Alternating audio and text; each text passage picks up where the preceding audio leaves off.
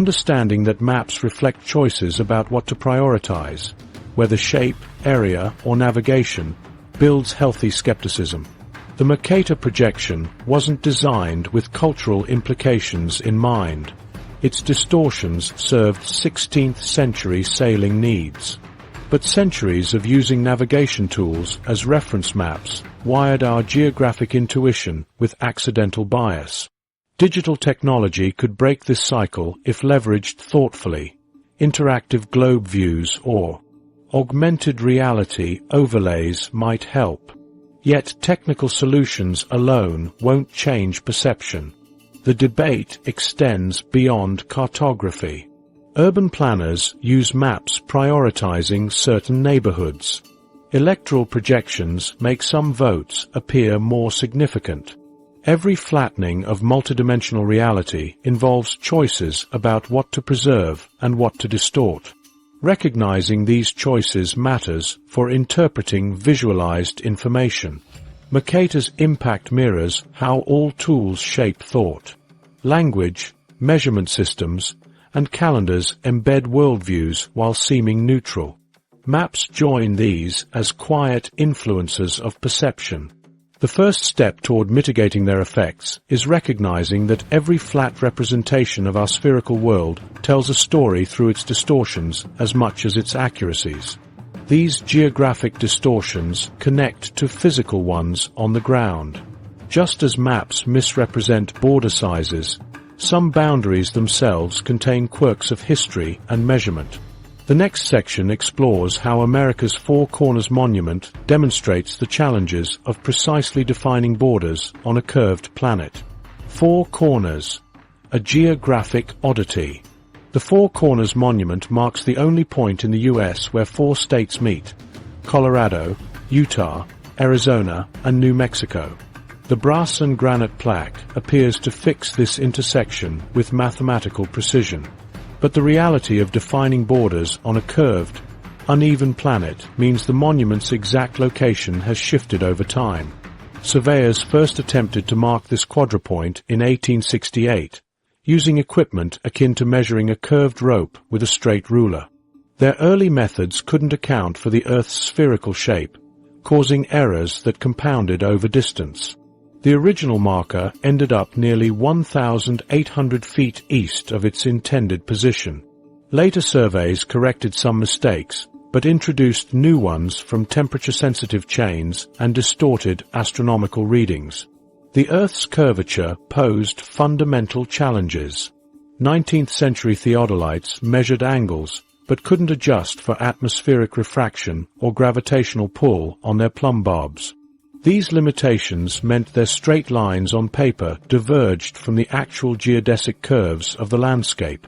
Modern GPS reveals the monument sits about 1,800 feet east of where the 109th meridian west, mathematically, should intersect the 37th parallel north. This discrepancy stems from both historical survey errors and differences between early coordinate systems versus today's geodetic models.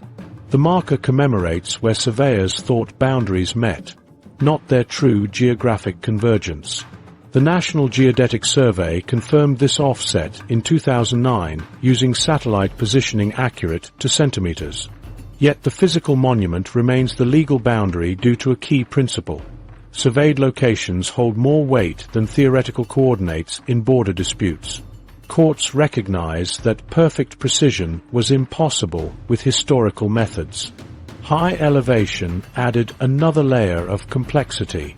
At 5,000 feet, temperature swings altered chain lengths while dry air bent light, distorting angle measurements.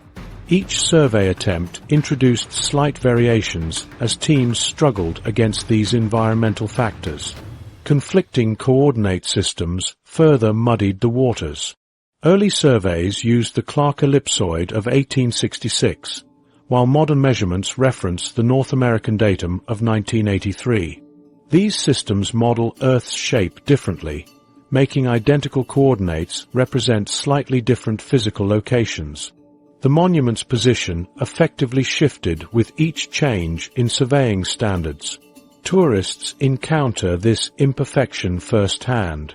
The current concrete and brass monument allows visitors to stand in 4 states simultaneously, though they're likely not at the exact theoretical intersection.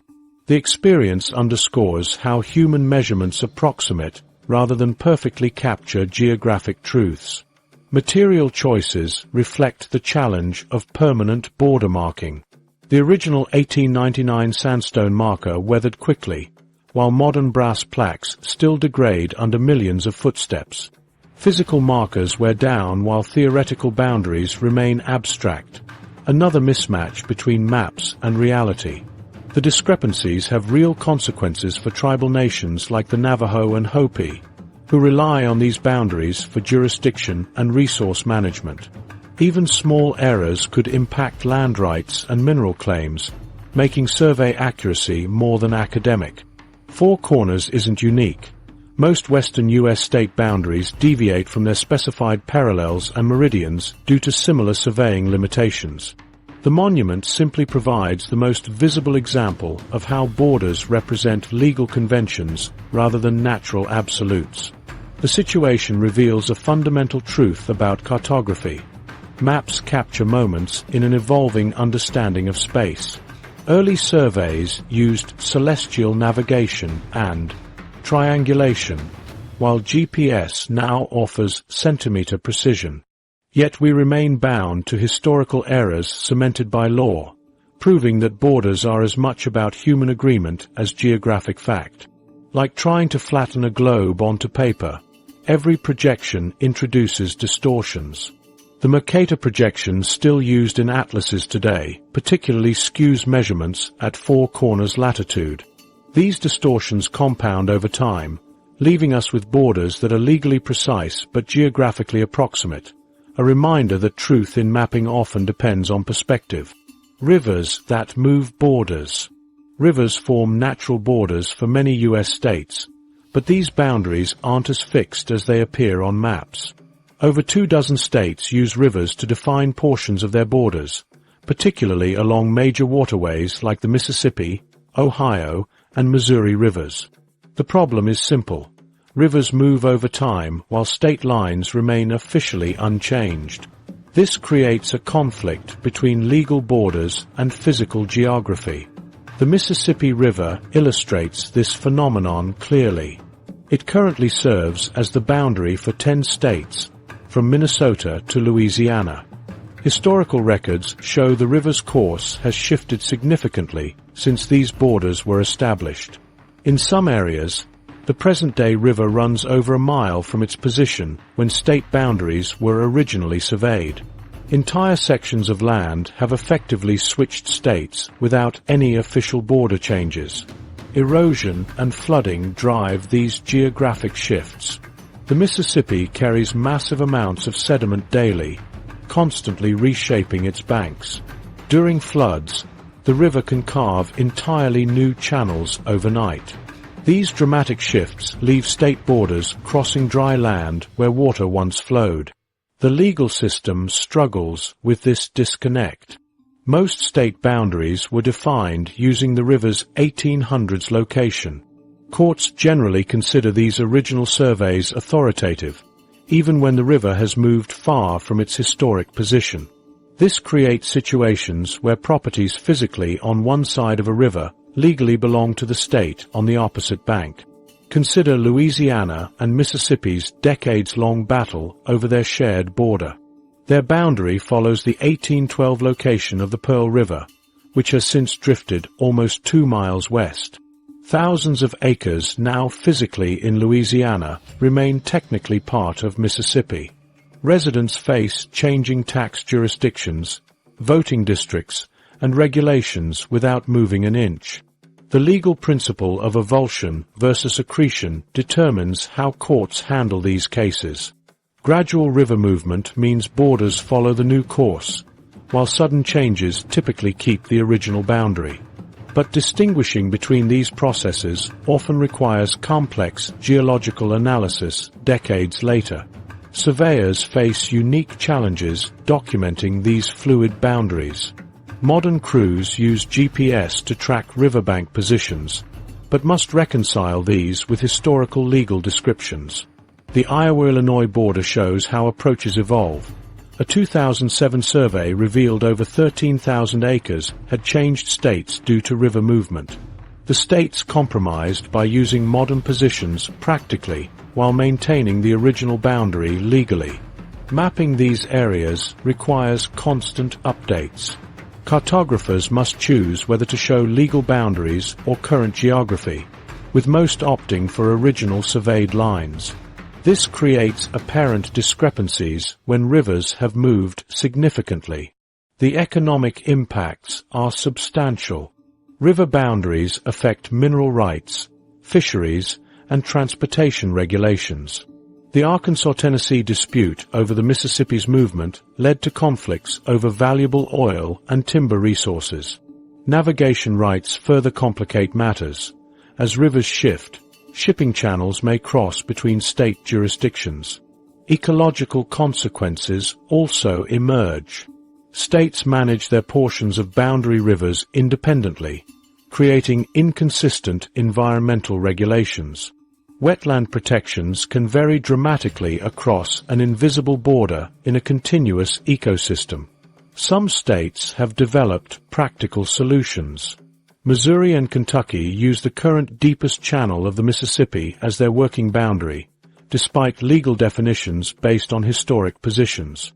This approach recognizes the river's dynamic nature while providing clear demarcation. The issue extends beyond the Mississippi basin. The Rio Grande's shifts have sparked disputes between Texas and Mexico. The Red Rivers movement led to a 2016 Supreme Court case between Oklahoma and Texas. Even relatively stable rivers experience small changes that accumulate over decades. Historical records help resolve disputes. Surveyors consult old maps and explorers' journals. Mark Twain's 1850s Mississippi River notes have provided evidence in modern cases. This research helps distinguish gradual changes from sudden events. Climate change may accelerate these challenges. Increased flooding could lead to more rapid river course changes. Some models predict the Mississippi may eventually abandon its current delta entirely, fundamentally rewriting Louisiana's political geography. These disputes reveal a fundamental truth. Borders are human constructs imposed on a dynamic natural world. River boundaries seemed convenient when drawn, but nature doesn't respect political lines.